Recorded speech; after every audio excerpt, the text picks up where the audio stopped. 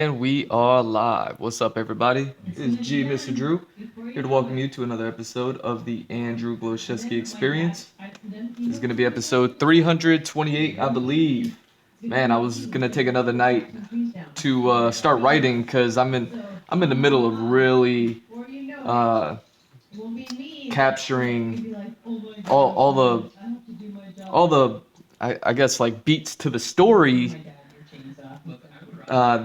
that I've been lacking to do because I know I've talked about how I've outlined the entire story and everything like that.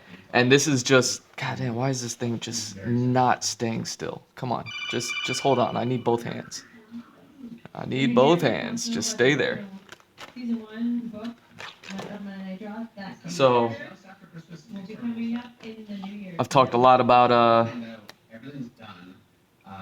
having all this stuff, but I'm getting more to the details and things like that, and with especially like side characters and B characters and things like that, things that I wasn't worried about when I was writing it before because it was like, let me get the main character's story going, you know what I'm saying? So now that I have the main character's story done, it's like,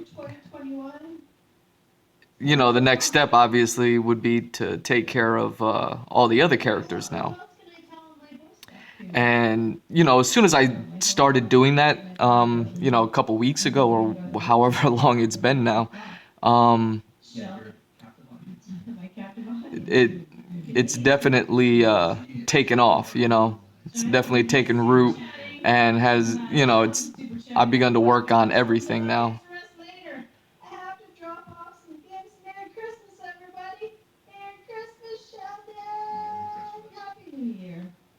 So, but at the same time, because my laptop that I'm writing on, it's right next to my station here that I stream from. So it's been kind of like, you know, I've been like, oh man, I gotta stream something because I definitely want to get get this study kind of going, and I don't know. Either way,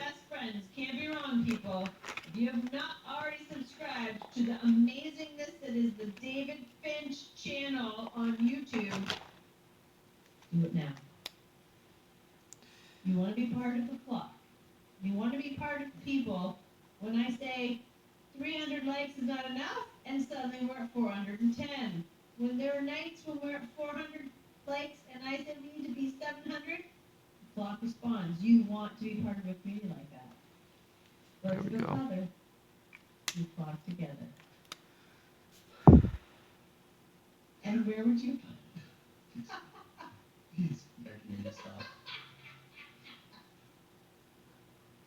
So, yeah, I definitely want to like get the writing because much like what I'm finding, much like just doing artwork, when the inspiration strikes, you probably want to go ahead and do that. Same thing with writing, man. I don't want to lose the momentum that I'm making. Uh, planning out all these characters, uh, uh, all these other characters' storyline because, man, I'm making some serious headway with it. And I'm getting real interesting matchups and dialogues and story beats and everything that before I started writing these things I kind of had fears of like, oh man, am I actually going to be able to do this? And it's with all this writing and planning that all of a sudden these things start to appear more and more like, you know what, I can do this, I will do this, it's going to be fine.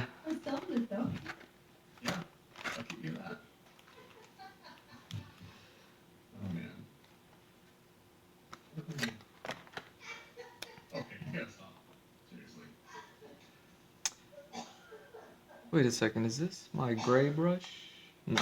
Yes. Okay. Perfect. Okay. Remember, I have two gray brushes that are.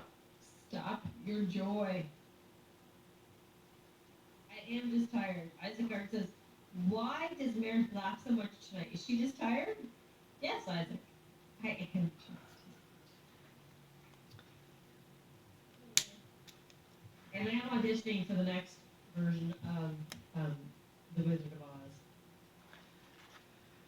I think I have the movie Witch Laugh down, like to a T. It was Eric Grove. It was the birds of a feather we flock together that sent me over the edge.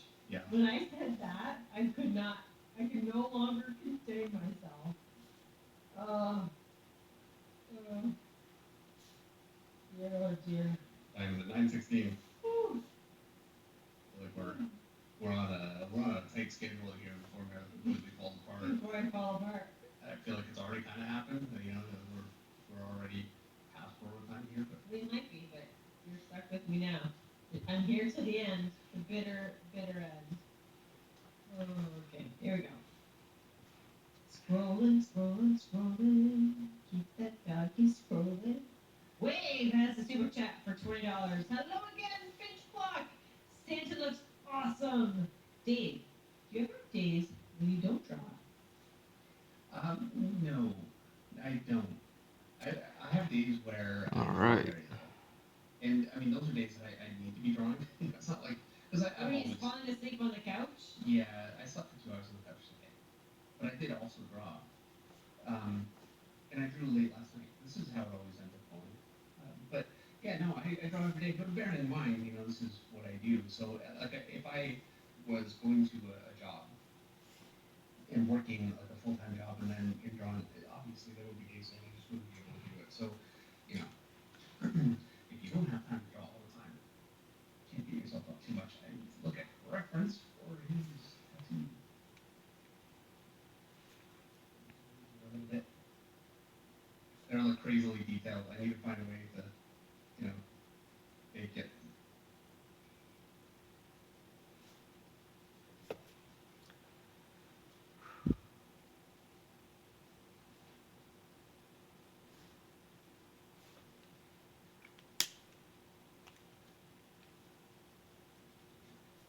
I'm just Excuse scrolling. me? I am awake and not fall asleep. I was just scrolling, reading the chat. Senpai, You working? what's up, Senpai? I'm working. Sometimes Yeah, I'm everything's working. going good, man. You know, just craziness, end of the year stuff, and just dealing with everything like that. But then I have to. Sometimes I go. Here's part of the problem. Sometimes I have to go back in the chat And to make yeah, sure it's my people. first year So streaming with I make sure I actually look through people's stuff. making it to the end of the year. But then I end up. Well, I just started streaming this year, so I just this is my first time like I'm back to Sheldon Martin. realizing, oh man, my stream schedule is like way off whack. So I'm already trying to think of like, okay, next year, come next holiday season, 2022, like let's remember this and then like try to do better. World of Warlord says Merry Christmas. But yeah, everything is good. Merry Christmas to you, World of Warlords. Yeah, it is what it is. How have you been? Happy New Year, everybody. Matthew Fuentes says start a Facebook course page. Oh, Matthew, there's so many Facebook course pages. I could tell you a few that I'm in, but then Dave might kill me. So text me, Matthew. I'll give you all the deeds.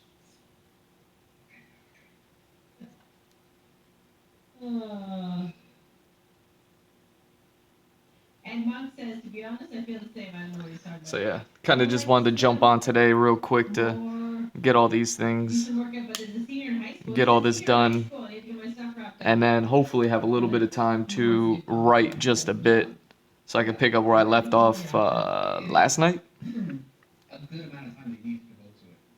And it's easy for me to say that because it's what I'm doing all the time. I'm not having to devote time aside from, you know, things around the house. But yeah, it takes a level of devotion. It really does. And it's there are points where it gets very, very difficult. The biggest problem is like I've got a huge internal library in my head to be able to draw from, and that's a huge advantage because I've been doing it for so long that I can kind of I say, okay, I want a picture. I want my picture to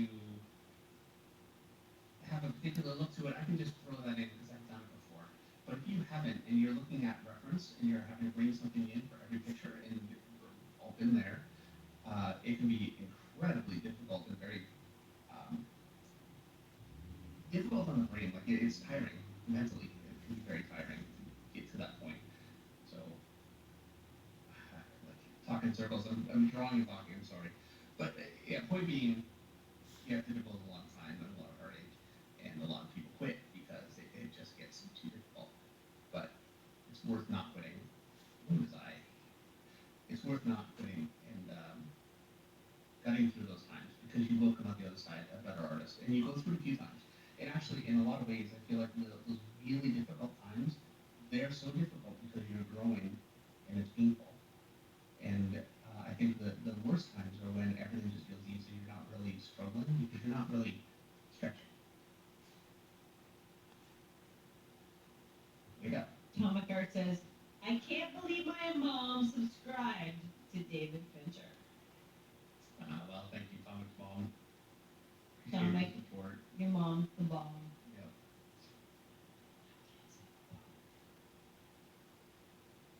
I need to fix the eye a little bit. Fix it. Fix the eye.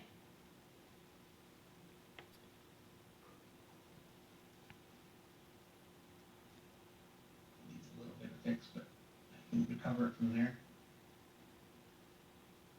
Now it's a little There we stupid. go. I'll fix it. All right. Alright, I'm behind on the super chat now. Harry Williams is a super chat for $5, but I don't see a comment, Harry. I'm gonna keep looking for you to find a comment if you had one or a question. Michael DeFonte has a super chat for $5. Dear fearless leader of us left-handed artists, may your Christmas and New Year's be wonderful. Yours too. Thank you, Michael. That's awesome. We like the right-handed artists around here. Yeah, we do. As a righty, I'm totally biased. Wayne Blackman has a super chat for $5, wishing Dave Meredith and Finch family happy holidays and blessings for the new year. I haven't seen Wayne for a bit. Thanks, Wayne. We wish the same to you. Yes, thank you very much. KC wants to know, is Rise of the Guardians any good? Best movie ever. My favorite movie. My favorite movie. Your favorite all? I think it is my favorite movie of all time. I just love it. I just love that movie. No Makes me feel- qualifier there. Wow. It used to be The Little Mermaid, but I think it's Rise of the Guardians. Maybe Okay. it's the time of year. Maybe if you ask me in the spring, I'll feel differently. But right now, it's my movie love. Fair enough. Jeffrey Niffen has a super chat for $1.99. Any suggestions for the Top Cow talent hunt? Oh, thanks, yeah. Suggestions? I don't know. Yeah, I guess maybe you have to it's draw here. it has been a lot of Bayonetta, A little bit. and I could see why I've kind of avoided doing it over the years since I bought the book. And you know, I told myself like, okay, one day I'm gonna do it, like go through and start like studying these things because they're so awesome. I didn't have a reason to until now, other than like my own personal interest. But now there's like actual like reasoning for it, as far as like now that I'm getting into my own character designs and things like that. Just lately, she's been stressed out. But yeah, it's been like, yeah, That's what really prompted me to start doing these. And holy cow, I mean, it's been I'd rather have her just be kind of like. it's been a lot. I mean, there's so many pages, so many designs, so many different little aspects to kind of look through and study and look at all these things. And then started with the pencils here. And I'd say we're maybe like halfway through it. That's kind of why I'm like, oh man, I really need to stream so I can kind of, you know, inch forward with the Bayonetta stuff. But yeah, I've been really focusing on writing just because it kind of struck me. And as soon as I wrote one thing, it just led to another, to another, to another. And yeah, needless to say, it's definitely taken up a lot of my time as far as like That'd be fun. Alan Mata says Merry Christmas. And Mako Church has a super chat for $10. Hey, David, Merry Christmas. yeah, it really cut into my time for streaming and things like that. But thank you, man. It's been a blast working on all the Bayo stuff. You know, it's long overdue, getting a lot of good ideas. And, you know, even when I look at characters now, or just look at like illustrations and drawings, um, it's given me a new eye to look at it. Even things like just working on this shotgun, the the gun study that I had just finished doing before I started the Bayo stuff, like when I was drawing all these things, um, even just working on those guns has helped me with like trying to understand these things and just be able to draw something like this, you know? Like everything's feeding one another, and it's extremely satisfying. Happy Kwanzaa, happy Diwali. Yeah, it's all just working out well, and I'm happy. I don't get out in the world, but yes, absolutely. That's an Indian holiday. Oh, okay. And Alright, Happy let New me Year. Happy New Year. straighten this We'll out. see you in 2022. Are we? Yeah, we're good. Christmas sweater for David. Yeah. There you go. Yeah, I'll buy him one. Don't you worry. So yeah, I just kind of wanted to come on, do this one, and then maybe get a little bit of writing in before I go to work tonight. And I'll have some videos coming up. And Merry Christmas! Happy New Year! you know, have to do it all over again tomorrow. Bye.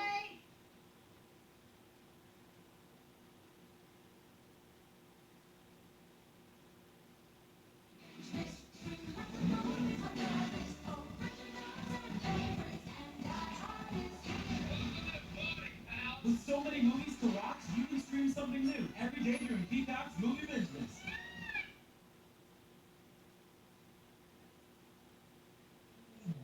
Comic strip starring the iconic orange cat with the same name, as well as his owner, Joe. Relatable, surly, and adorable, Garfield was based off the childhood memories of his creator, Jim Davis. Within the 40 years since we first met this lasagna-loving rascal, Garfield has become a global phenomenon, with yearly merchandise sales at an estimated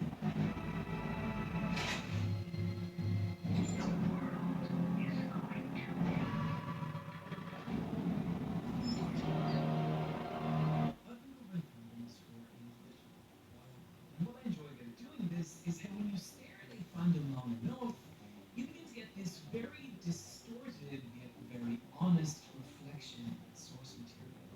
The heart of the Simpsons, the descent of Sonic, the magnitude of Undertale. But then there's Garfield. Believe me when I say what Garfield has become on the internet is the most bizarre fandom I've ever encountered.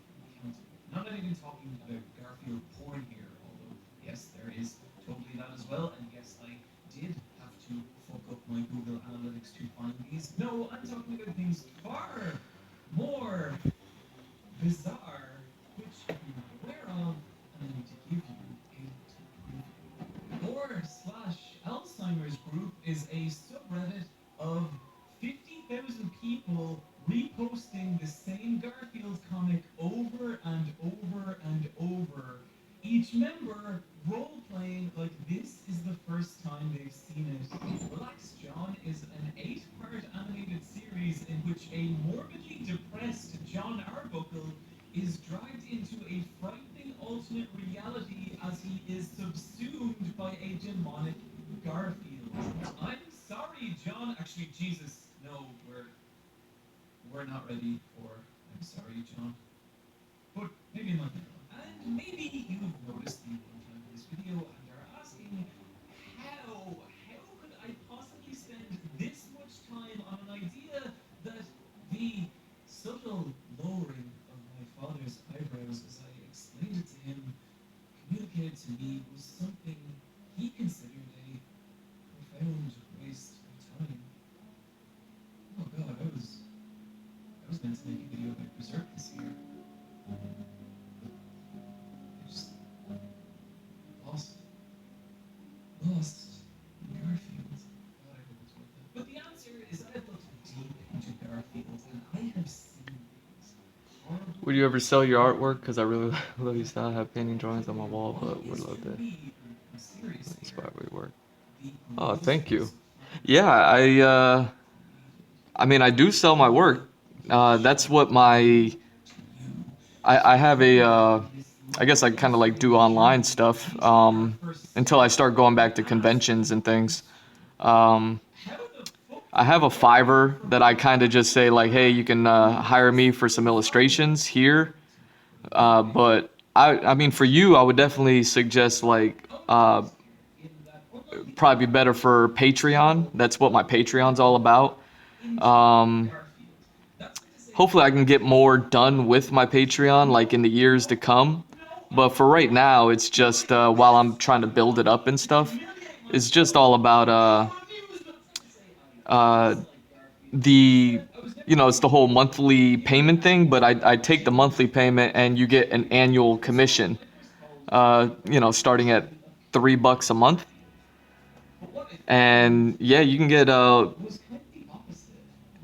it goes by like square footage. So, like every year you can get pieces from me. And the way that I like to see it is even if you're like, I only want like one picture, it's maybe a neat way to like gift people pictures and things like that. If you ever wanted to give gifts to people and you think it'd be neat after you get all the pictures you ever wanted to give other people pictures and things like that. You know what I mean? It'd be perfect for that as well. And then every year it's like, oh, can you do this? Can you do that? Can you do that? And it opens up my world to everything that I did while I was doing conventions, which is learning about new characters, new storylines, and all these things that people are into the things that you and I are into. And then I just get introduced to so much more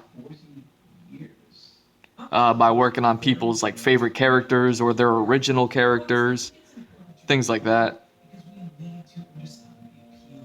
And while I'm not going to defend the company in Garfield, as we shall see later, I find 0.104% of Garfield's comics funny. I do think, however, it's worth looking at the reasons why Garfield's humor gets such a polarizing reaction. Jim Davis's previous comic before Garfield was More Than That, which ended in 1975. He then spent 3 years doing, well, nothing before beginning Garfield's in 1978. And to give that date a little context, that is not this decade or the one before that or the one So yeah, I'll before that.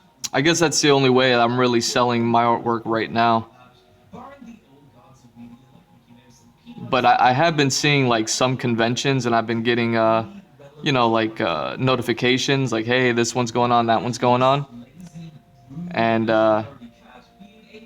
yeah, I feel like there's a lot of things going on in the world right now. They're kind of almost telling me like, yeah, like wild and countercultural in their day, like do all the that's exactly what happened with Garfield. We are just not old enough to remember it.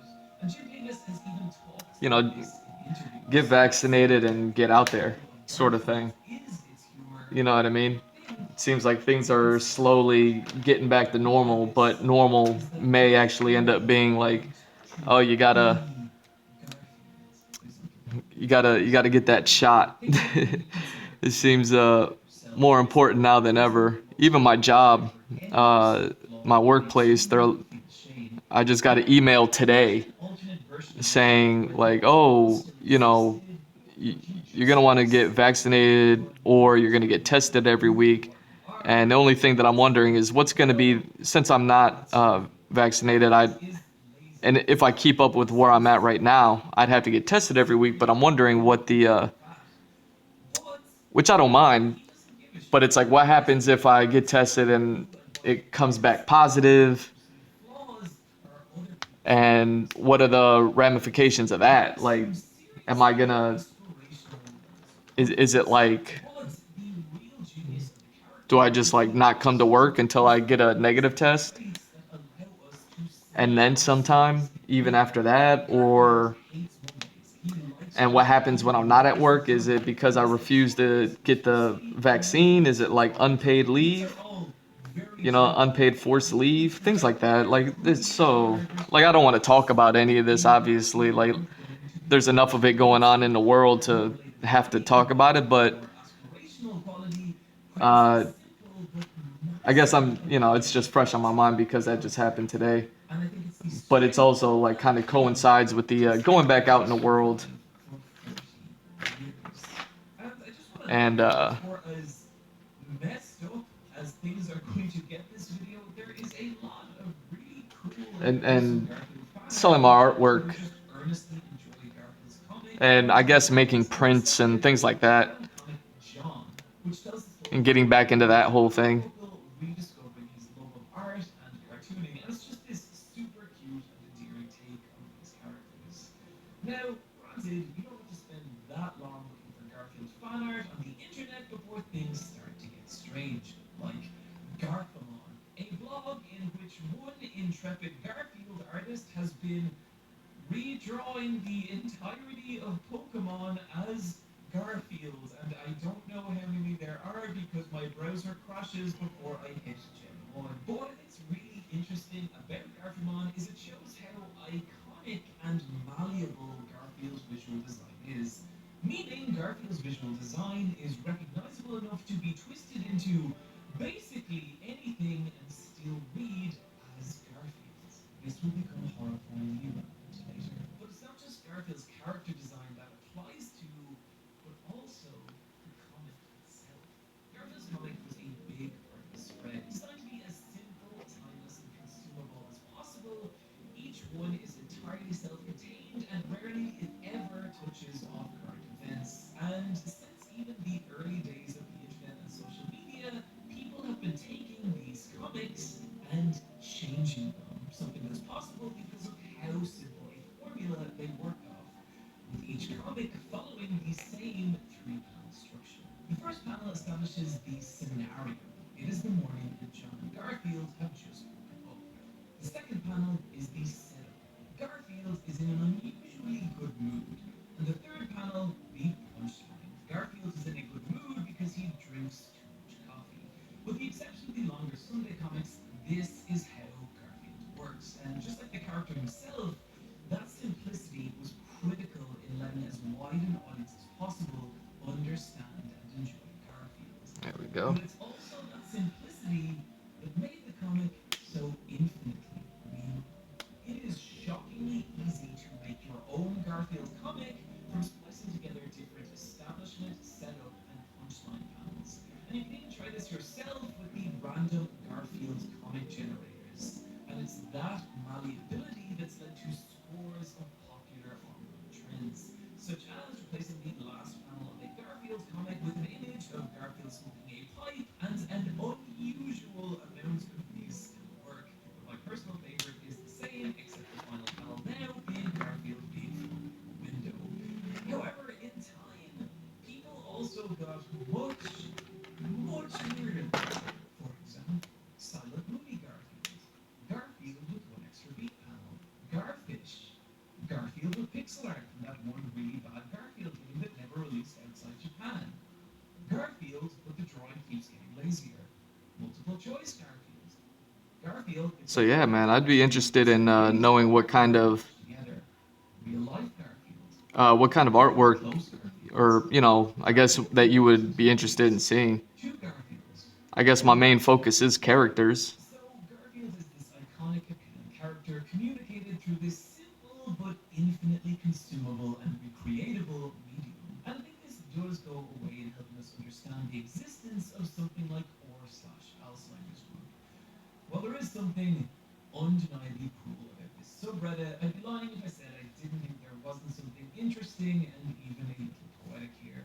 The idea that someone's final tether to their own reality is something as simple but recognizable as a Garfield comic strip, and the tragedy of when even that too starts to fade. However, this still doesn't take us any closer to understanding why Garfield on the internet is so.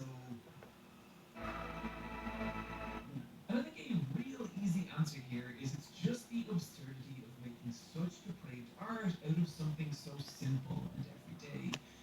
But as you may be able to tell from the remaining runtime on this video, I disagree.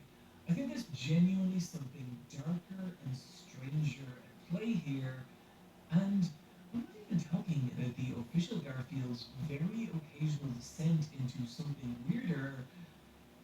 I'm talking about a darkness that lies at the heart of every Garfield comic strip. And to start to unravel what that is, I want to talk about the 28th of January 2008, when 27 very strange Garfield themed videos all simultaneously appeared on a previously unknown YouTube channel. The kind of incredible thing about Lasagna Cat now is how weirdly ahead of its time it was. This was 2008, and the term meme was still years away from becoming something people actually said.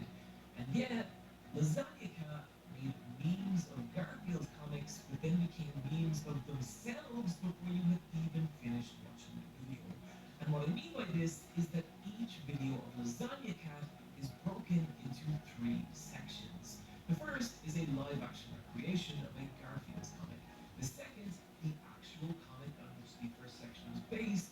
And the third, and by far strangest section, would take the footage of section one and change it. So this would become this. Music video parodies, video game references, 2008 internet humor. Lasagna Cat was taking Garfield comics and contorting them into all kinds of strange things, but tantalizingly, underneath the sheer wackiness of it all, there was what felt like a very subtle disdain towards Garfield. There was something a little grotesque and uncanny with these shrunken actors with their sagging costumes and There we go. This is what I think I needed. insane canned droning laughter that really highlighted the mundanity of these jokes. Garfield, this is a diagram of the food chain. You're here, and that's a mouse down there. Yeah, I believe the link is in my is here on Twitch, like in my about information The maybe. strangest part was how each video ended on a bizarre tribute to But it's G Mr. Drew This is one of the on first Patreon, unusual same things same name. It has this kind of feverish obsession with Garfield's creator, Jim Davis. And I say unusual because in every other fandom I've covered, I don't know if I remember a single instance of the creator of those properties ever appearing in fanworks. But Garfield's is different. Over and over, Davis kept materializing in fanworks, often in very strange ways. And to the best of my knowledge, Lasagna Cat was the first instance of this happening. So, why? Well, if that was a question you asked in 2008, you've been waiting a long time for an answer. After the initial upload day of Lasagna Cat, the channel would go silent. Days would become weeks, weeks would become months, and months would become years. And without a single update, Lasagna Cat began to fade into internet obscurity.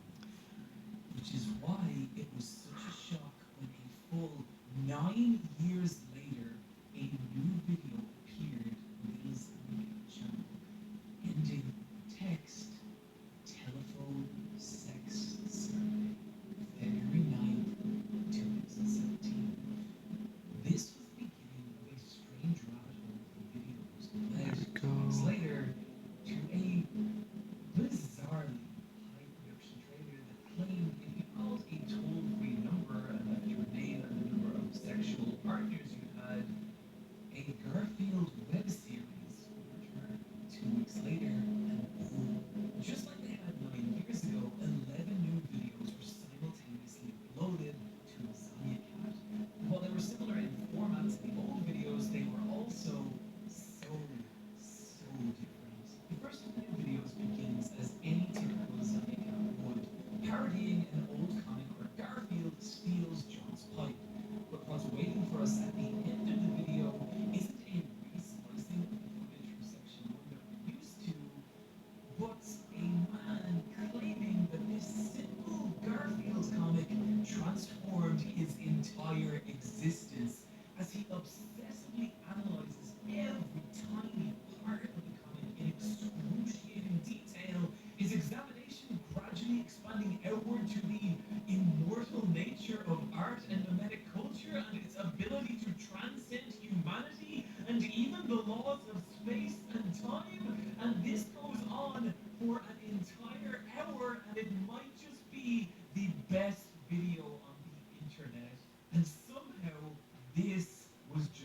beginning, whereas the original end-of-video skits had that charming amateur with a green screen feel. What waited for us in the third act of these videos now were shockingly high-production short films that transformed simple Garfield comics into these Yeah, I wonder. elaborate, surreal stories. Jokes about Odie getting Oh my God. stuck on his head. I haven't gone to my. It just hit me. I could probably put a link up on the chat, huh? Just drop it in there. Here, let me see if I can do that.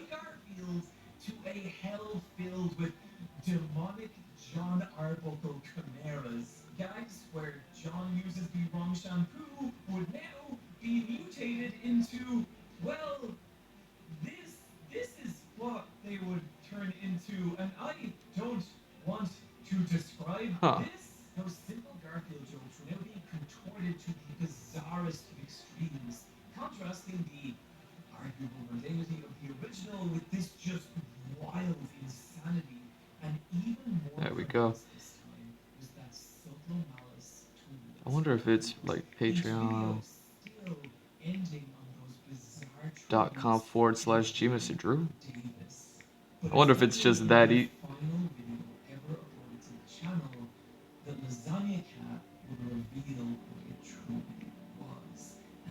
wonder if I get kicked out of my own chat for posting a link.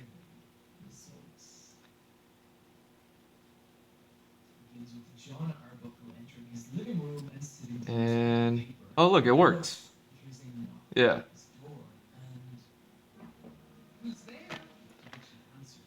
Revealing a strange white mannequin. The mannequin giving its name and number of sexual partners. Hey, my name is Garrett Smith, and I've had exactly 0 sex partners. Before the scene freezes and pulls out to reveal a near identical scene, we begin again, but now with Garfield instead of John. The same events play out, only with a new piece of audio detailing someone else's name and number of sexual partners. And we cycle again, but now with Odie. And then again, back to John. And then again, and again, and again, and again, and again. And this continues for nearly 5 hours. All of which I watched, most of which I did live on the stream. Watching sex survey results in its entirety is exhausting. An exercise in mind-numbing repetition. But I think there's something kind of important in that experience. You're listening to all these different recordings of people communicating what is, to many, a pretty sensitive piece of information. And it's weird and even a little uncomfortable. But still, you just go on to it. After an hour, it stops feeling weird. And after hours, it stops feeling weird. Because anything repeated enough times loses. There we go. Not unlike a comic strip running day after day after day after day after day for 40 years. And it's at that point when that feeling is at its strongest and you are completely numb to whatever is happening, that Lasagna Cat hits you with what has to be one of the most infamous and shocking pieces of footage that is allowed to exist on YouTube. At this point, the scene has descended for tonight. The mannequins have begun to take strange and grotesque shapes, and John answers the door one final time, only to be faced with John Arbuckle, too.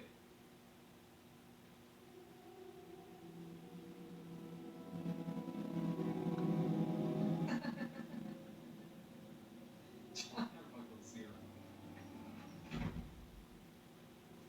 And immediately, this second John ages about 30 years.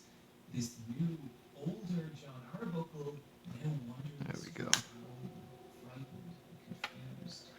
He finds a dried out husk of a cat, which teleports him to a massive ravine, where he encounters a strange naked shaman who attacks him before teleporting behind him and whispering silent words in his ear, before John collapses into a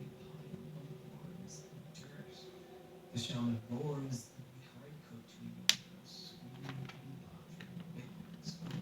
We're given extreme close-ups of her birthing a stillborn child, and she steps back and stares down at her before saying something in Polish. To dziecko nie jest moje. To dziecko jest ze ściemności. There we go. Powiedziałam ludzkie przekleństwo. She leaves and we get one footage. Now, a ginger cat is perched beside it.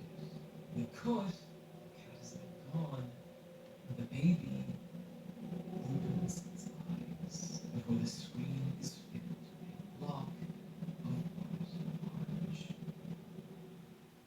Well, that was a nightmare, but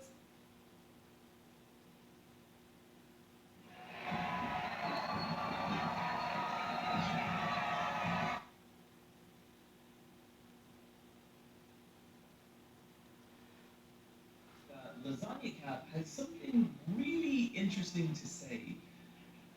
But to get there, we're gonna have to do a little legwork. Earlier in this video, we asked, what is Garfield? But now, I would like to ask, what is Garfield? Considering I had a little history with Garfield, I knew to The hardest part to draw. It's probably the part that I've studied the least, and it's the part that I'm working on and have been working on recently, which is kind of the hips.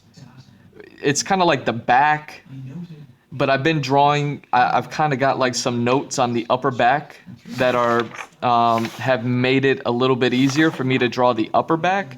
Not to like an insane good degree, something like this going on, but to break down the back anatomy in a way that I could draw it. That I used to not know how to draw backs, and like how the shoulder on the front of the body, the shoulder connects to the chest, and people draw it all the time because you're drawing characters from the front, but then how do the shoulders connect to the back?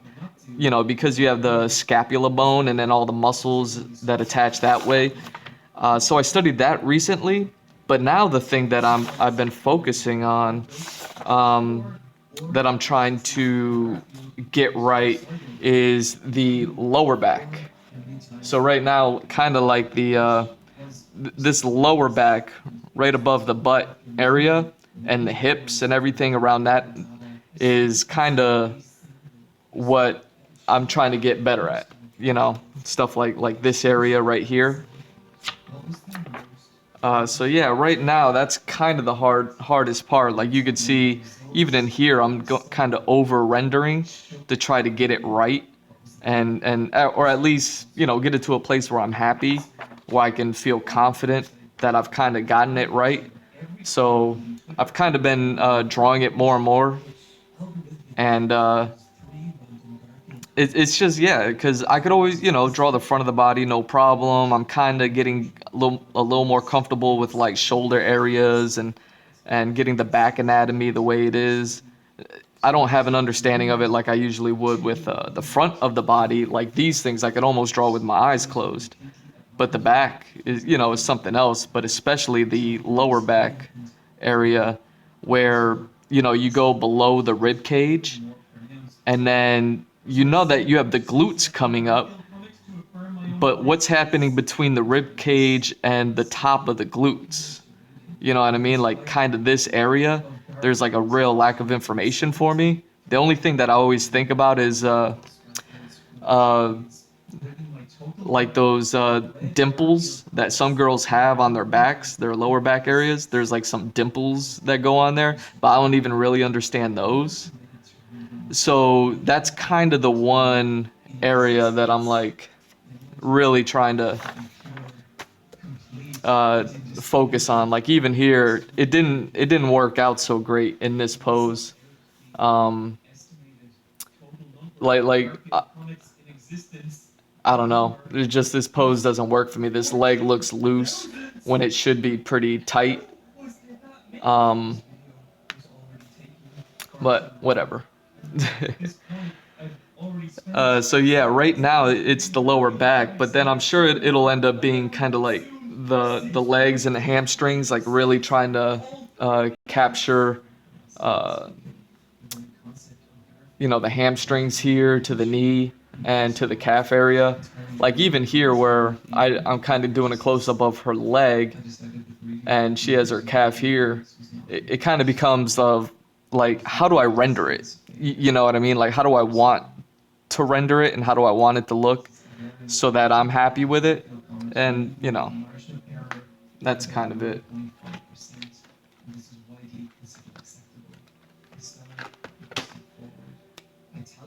So yeah, it's like kind of the lower back though is I would say is the main. The results frighten me. I am now going to share this specific breakdown with you because I need you to see what I see.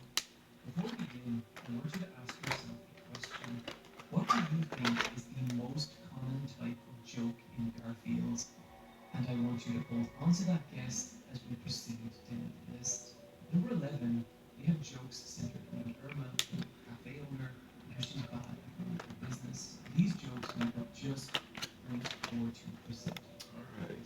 Just above that, at number 10, with 25%, were jokes based around Garfield. At number 9, with 1%, was humor derived from how much Garfield hates Irma. At number 8, 2.3%, is comedy conveying Garfield's hatred of spiders. Number 7, Oh man, are these markers? I'm gonna have to warm up all these markers. Crap, I didn't consider that. I got some more paint markers to help me out with some of this work. Something I talked about on a past stream. number 6, at 4.7%, was whimsy derived from Garfield's. But yeah, none of them have been used yet. At 13.7% was mildly surreal and absurdist humor. At number 4, with 16.8%, are jokes based on Garfield being lazy and gluttonous. Again, Where? for obvious Oh, there we reasons, go. I was shocked not to see this further on the list. Number 3, with 17.4%, is other. These are the kind of jokes that All right. So number 2, let me with grab my 18.8%, scrap sheet is a mystery and that I will reveal much later in the video for dramatic effects. Now, before I unveil number 1, I want to see there we if go. it's again. Got some paint flowing tight. Is the most common type of joke in Garfield. At number 1, and by far the biggest shock on the list, was a category I never even would have guessed existed. And it's called John is pathetic. 30 years old. He lives alone. So yeah, I figured what I would normally do is get the white paint marker, go over it in white, and then recolor it with a brush marker again. But what I was running into was the ink wouldn't stick to the white paint. So of course I was like, oh, I guess I gotta Then we see him waiting what appears to be several months later. Jokes like this are very I guess I gotta get the actual paint marker color in order to not, he is pathetic and should be ridiculed. well, I guess, you know, accomplish the color. Portrays his intelligence, his hobbies, his fashion sense, to even his physical strength and inadequacy in anything that could be considered remotely masculine. Across nearly 1,000 comics, I measured 0 cases of John So showing yeah, just trying to keep that promise. meaning where I mean, to myself and to all of you of saying like, you know, I'm trying to do it bigger and better every time. even when John did So hopefully, Liz 28 you know, you can into Garfield's put up with me while I learn how to use these paint markers accordingly. this pathetic character. And I think there's something kind of sad about that. A person whose only purpose is to be ridiculed and to be trapped in that existence for 40 years. And where this gets even sadder is when you start to consider the comic from John's perspective. Across that same range of comics, I measured 156 instances of John displaying some kind of negative emotion or mental anguish, anger, depression, lethargy. But if you're a casual reader of the comics, it might never feel like that. As whenever John does begin to sink into despair, Garfield is there to deliver a witty punchline and diffuse the tension. But here is where we start to get into the very strange nature of reality with Garfield. See, as the audience and the readers of this comic, we can experience Garfield's thoughts through the visual device of thoughtfulness. Critically, this is not the case for John. Across every There we go. I read, I didn't record a single Same thing. Let's get this one. directly reacting to Garfield's thoughts in ways that couldn't be explained by him intuiting Garfield's body language and expression. And that information is critical because it means the reality we are experiencing and the one John is experiencing are entirely different. And this brings us to a question. What is it really like There we go. being John Arbuckle? On the 13th of February 2008, Yeah, I got some glitter markers too. It just came with the pack, and I figured, you know, why not? Not that I particularly need the glitter, but I imagine that, you know, they'll offer a color that maybe a regular paint marker wouldn't. I just hope the glitter doesn't really distract. You know, I was always a fan of like silver and gold. What do you think of Copic markers? Do you think they're overrated? Copic markers meaning the specific brand of Copics? Or just like kind of Copic marker as a tool? I think Copics as a tool are super dope. You know, personally, I don't own any Copic markers. The brand, they're too expensive. Maybe if I like had the money, I definitely would have started with those. But when I started drawing and I couldn't afford them, I went out and I found this brand, which is also a little bit more pricey, but they work for me. And this was probably the first one I bought, just because it kind of came with you know, your typical like 12 colors or so.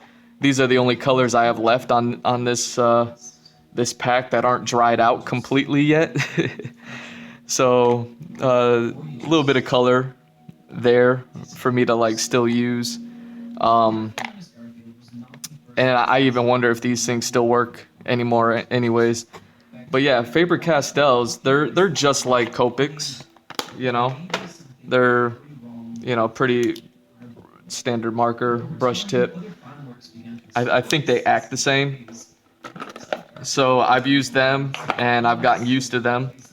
And I went out and after I saw how limited I was with this palette, I kind of got into watercolor painting. So that way I can kind of bridge the gap and blend the colors a little bit better. So yeah, Copics help with kind of like throwing down colors, but I don't think the color quality that you get is a lot better. But the blending quality isn't there, so I always like to do a layer of watercolor first. And then I do the markers on top to kind of push the colors a little bit further, render it out a little bit more, things like that. So yeah, as far as like a tool, I love them. But the actual brand of Copic markers is it's a bit much. Like for instance, I've since I bought that first pack many years ago, I've upgraded to a giant color cast, and yeah, man, those things kick ass. I love that. That's where I did a lot of my. You know, I was even using them up until like doing these studies, like all of these portraits that I did. These are all done with those Faber-Castell markers, and then I just had the white paint marker to kind of throw in highlights and things like that. But all of these things are colored in with those Copics, and the colors the giant pack with all those colors in them, they open themselves up and lend themselves to me being able to blend a little bit more and a little bit better and to get a little more value and things like that. So everything's not so flat and, for good results, but it's still not like watercolor painting. It's just this sketchbook, the paper isn't heavy enough or thick enough to really take watercolors. But yeah, the brand for Copic markers, I've never used one, so I can't tell you like an experience that I've had, like if they're cool or they're worth it, if they're, if the price point is worth it because like they bring something to the art form that just no other brush marker will. But yeah, I would say if you're interested in them and money is an issue, just go out and get brush markers. There are cheaper brands out there. It's kind of like how when I started this Bayonetta study, I started using this pack, and it's this really generic brand. It's called Artwork. I don't even know if I bought these or if they were a gift. But it's just been sitting there, and I said, you know what? Let me use these, so that way I'm not using my favorite pastels on all these studies and sketches. And then, these things were so cheap that even now, I wonder if, like you could see, I just opened them just a few months ago, and they're already like fraying at the edge and drying up and things like that. But that's good to like kind of get used to those and use those and really start to learn how to use markers. That way when you go and buy the more expensive ones, you can you can kind of, I guess, use them better or not be so hesitant to whatever. I think you know what I'm saying. I've been looking for markers, but Copic is way too expensive. I agree. I just heard from people that Copics were good, but never actually used one, though. I've been searching from some... Yeah. Now, I did recently... I purchased, like I said, the paint markers that you just saw me use, the yellow and the orange one that I just kind of threw down real quick. I just purchased a giant pack of these Uniposca markers, and I bought the white one months ago or earlier this year because I've always been looking for a strong white marker, and I used to get the Faber-Castell ones, but this was the only way that they were available. It's this big thick brush, and you can see it's like really dumb thick, so it's like I can't, and it's very opaque. Like you could see I laid it down right here, but you could still see the brush stroke underneath it. That's where like these things come in handy. So this brand, Posca, are good for acrylic paints. And they have a bunch of different sizes. The skinnier ones work better for me, the thinner ones, just because I'm always working small at the moment. And you can see it like erases ink, for lack of a better word. What John adds to Lasagna Cat is kind of chilling. Like in that final scene, when that second John ages, he begins to bear a striking resemblance to Jim Davis, the person we now know John was originally meant to be. This new strange combination of Jim Davis. So why was I saying that? Oh yeah, so I bought those markers, and I told myself, if I'm gonna really go ham with the markers and kind of break them down, and now I can even go harder now that I have the paint markers to throw on top of them. And doing this Bayo study, I've been doing a lot of skin, so I've been going through my skin colors a lot, and I'm afraid of like losing all my skin tones. But I'll still have all the greens, reds, blues, and purples and stuff like that, and the darker colors. But these lighter skin tones, the more I use them, obviously, the more they dry up or fray. So I told myself, I started looking for markers also, like skin tone packs and things like that. And all those exist. And I recently just went out and bought these. I never heard of these before. I don't know if they're new or not, but then I also heard someone else mention them. So they're definitely making the rounds. This Ohuhu brand. I literally just went out and got their skin tone pack. And, you know, I marked this paper myself. Like, they give you this card. So I took them out and then just drew all the colors that they have listed here. So that way I could familiarize myself with them. And yeah, this Ohuhu brand, I believe, you know, they're pretty affordable. They're very affordable. So look into them. They have some decent packs. Like, I got the skin tone pack, but they have a grayscale pack if you're into shading and rendering, but keeping it black and white or black and gray. And then obviously this neutral tone pack that I have here. But then they also have like the color packs, of course, you know, with all the colors and things like that. And since I wasn't interested in using those, since I still have that Faber-Castell brush set or marker set, you know, there's no need for me to get those, but at least I have all my skin tones here, so I don't have to worry about colors so much. Right. This stuff is breaking on me. Hold on. Stay still.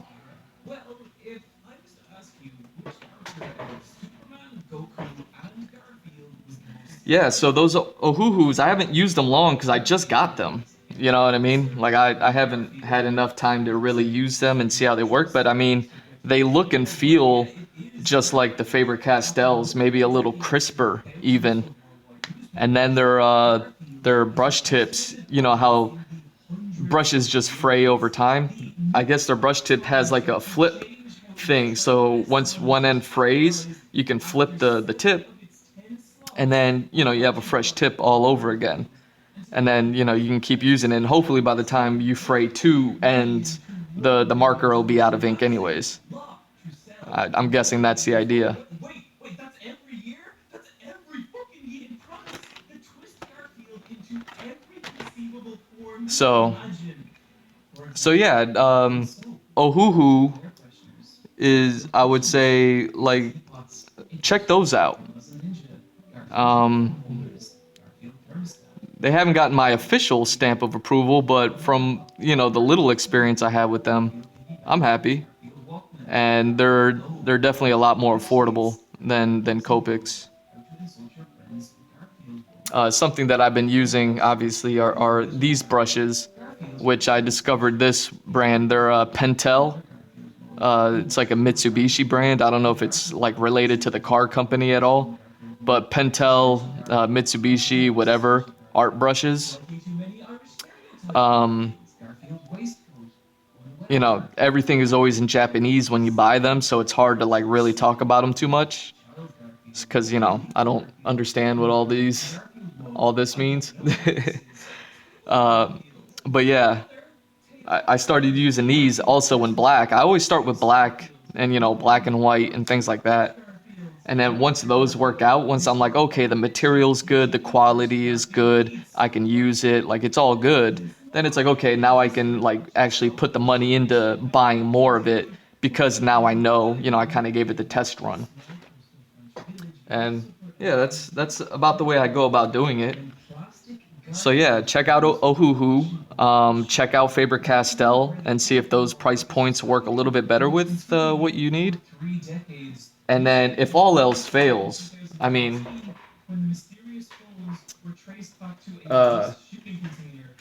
I talk about it.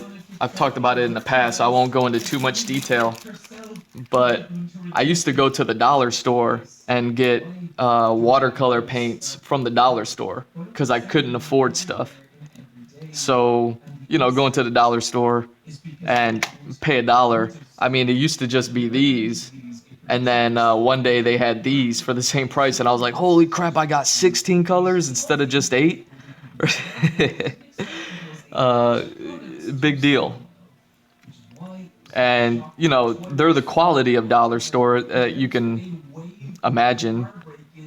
But if it's about using a brush and applying color, at least with these, you can blend them. You have the opportunity to blend them a little bit. And yeah, they're definitely worth it, man. That's what I used to use for a lot of my old stuff.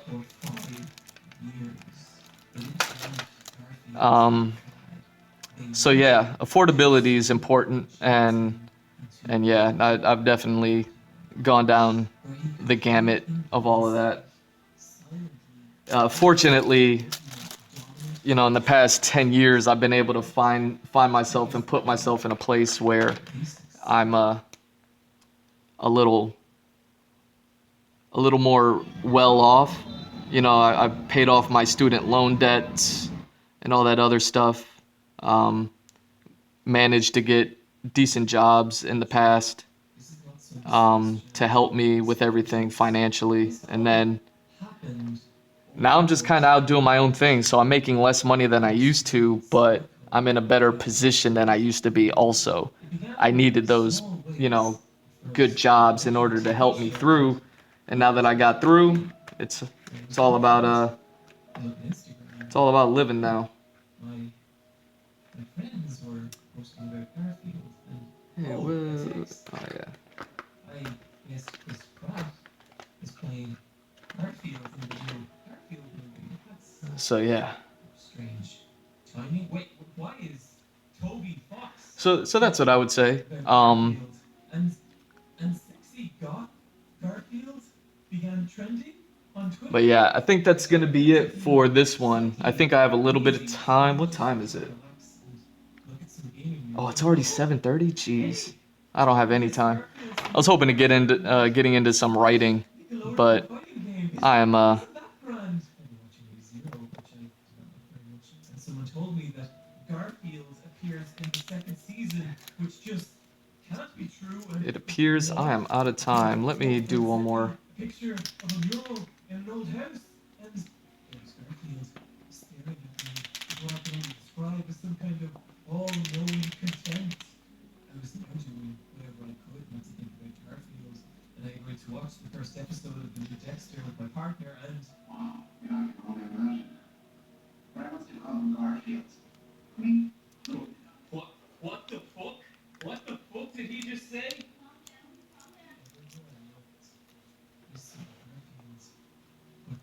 Why?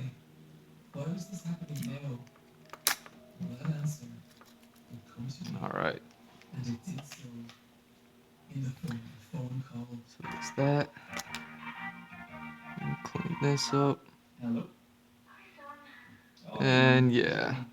John, I know you're working on your video of Garfield at the moment, so guess what?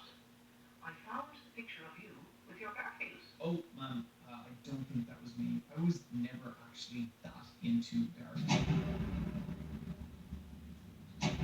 There we go. Clean up around this a little bit at least, right?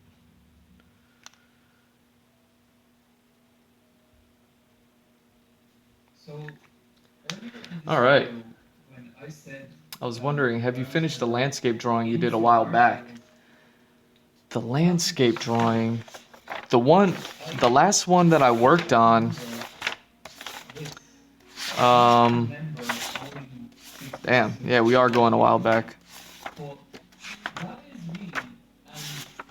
Yeah, because I started working on the Cyclops character. I think the last one I worked on was this one. So I was working on this character and then kind of getting him and his environment and things like that, and then his pilot. And I was gonna use this spot to kind of just do a single portrait of the pilot for now. I haven't gotten around to that yet.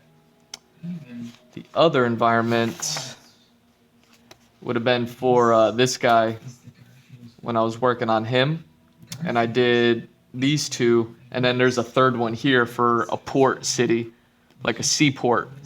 So yeah, I got to do that.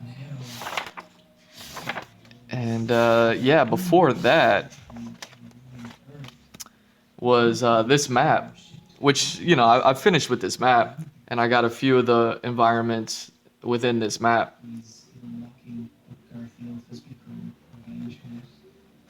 But yeah, Newspaper comic strip designed to be as simple and consumable as the landscape drawing. I'm guessing this is the one, because this is the only one that like really says like screams landscape. So yeah, I've gone up, like this is the port city that I want to work on next. And yeah, it's kind of where I left off. So I've kind of done all the environments down here, and I'm going here. And before I went off into doing this next set, the whole reason why I'm doing the Bayonetta study is because by the time I get to here, there's a whole slew of characters that I need to get, that I want to design, and it's a lot of female characters. Oh yeah, you could see even here, I'm looking at lower back stuff, and you know, I was hoping to kind of learn and pick it up a bit. Anyways,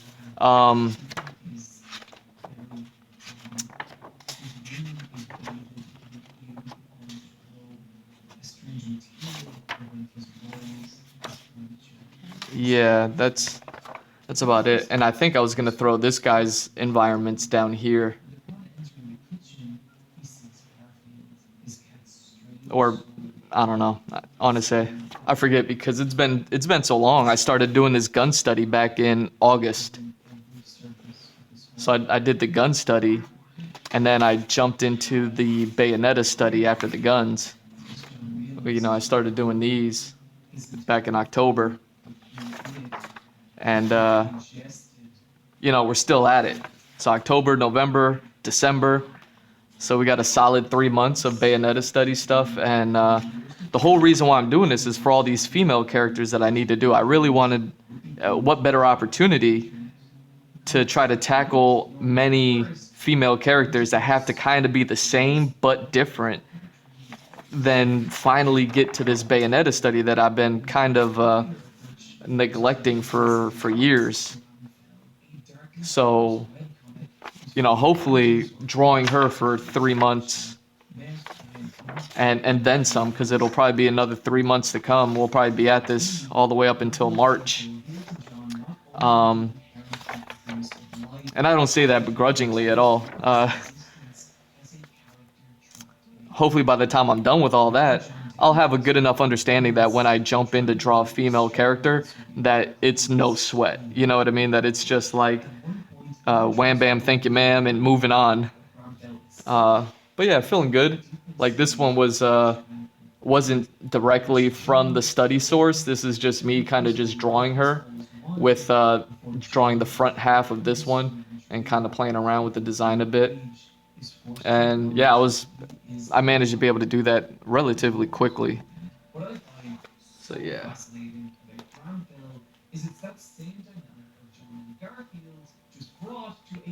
Where are we at?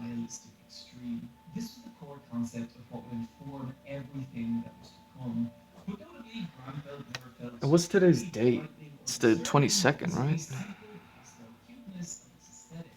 And if the horror of Garfield on the internet was going to truly solidify, it needed an aesthetic. And the following year, it would get it. I was wondering, have you finished the landscape drawing? Honestly, it's really cool how you come up with a whole story in drawings. Thank you. Yeah, thank you. I took 5 years off of drawing to write a story.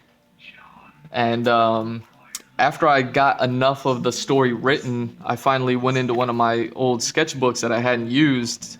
You know, an ex-girlfriend gave this to me, I don't know how long ago. And I went in and started sketching out characters, because after I wrote the story and realized I had 400 characters, I was like, can I even draw 400 characters? And, you know, I kind of went in and really loosely drew up a bunch of the ideas that I have and characters that I want to bring in and things that are going to happen. Oh, yeah, and that's when I got my tattoo license. And now that I got the sketches done, I'm really, while I'm working on all these, you know, I'm rendering out the world bit by bit. Damn, how far back does this go? So yeah, rendering out the world bit by bit. I started with the, there we go. I started out with the first map back in the beginning of the year. So this would have been when I started streaming my art. And oh yeah, all that stuff. I was still using pencils. I hadn't jumped back into my markers yet. And then, yeah, kind of rendering out a bit of that landmark with certain environments. And then working on kind of ideas for weapons and stuff. Just trying to familiarize myself with drawing environments and props and things like that. And then finally taking those sketches that I made and trying to render them out further and push the ideas and start to pull from sources, some a little more obvious than others. I actually kind of want to go back and redraw this character a bit. Since this was the first one I jumped on, I think these are strong. I like these. And I like this picture. I just wish I had more of this to go for this character. And I don't know how necessary it is. So I don't know how I feel about it. Same thing with this guy or these people or these characters, because they're not major players. So it's like, how much, do I really need to put into them? I kind of got the idea, the gist of it, And then working on some more like props. And these are like statues of other characters I haven't gotten around to yet. But yeah, I can't wait to get to them. And yeah, these are all pretty cool. I haven't seen them in a while. And then that was from the Iceland that goes down here. So now I'm just working up the map and kind of tackling characters little by little. Like working on this guy. So now it's not I really like this one. I really like this this sketch here. It's really cool.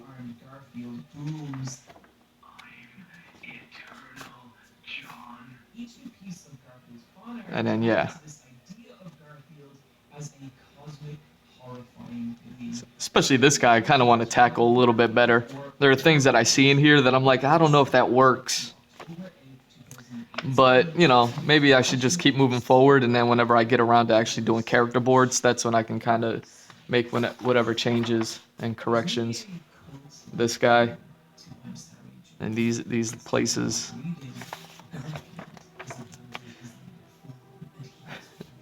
I love this. This is one of my favorites right here. One of my least favorites right here. And this one I drew way too big. I kind of wish I drew this one like at a 4 square size instead of a 3 square size. So I could have like put a few more pictures up of this guy. And maybe, like I did, you're thinking, no, Garfield's not evil. No, I haven't drawn the main character yet. John, it's not like that mystery number 2 category of Garfield joke is in fact humor based here I got a torment of John, but that's right, at 18.8%, nearly 1 in 5. I've sketched out the main character in my sketchbook. John, mental anguish. That's not just that. Another variable I measured. But you can see I have a picture of the world map. So this is the entire planet. And so far, I've kind of just worked on like down here, this little icy place here. And this is the continent that I'm working on now. Like this guy is like where he's at on the map is kind of like right where those letters are right there.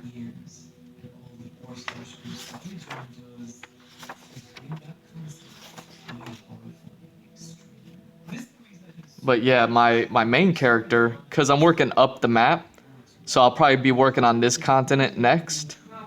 My main character is actually kind of over here.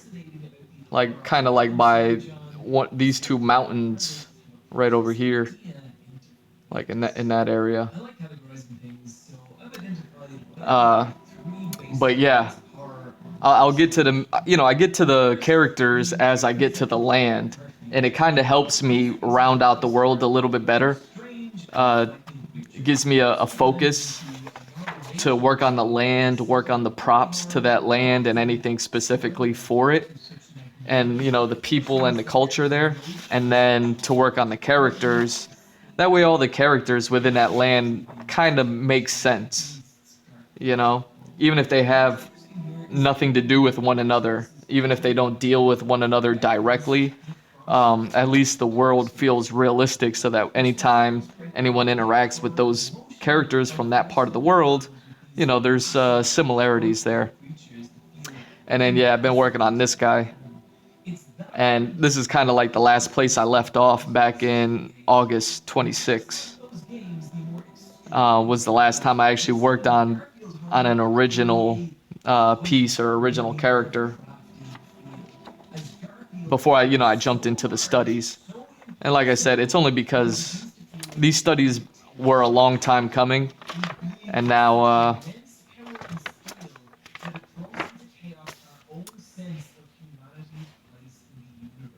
and then yeah, once I start drawing these ladies, yeah, it should be a ton of fun.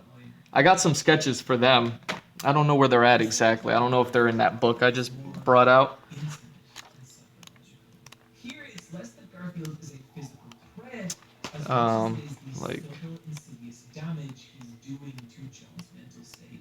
Sometimes in the form of an awful, malicious creature who constantly follows John and goads him, driving him to do terrible things.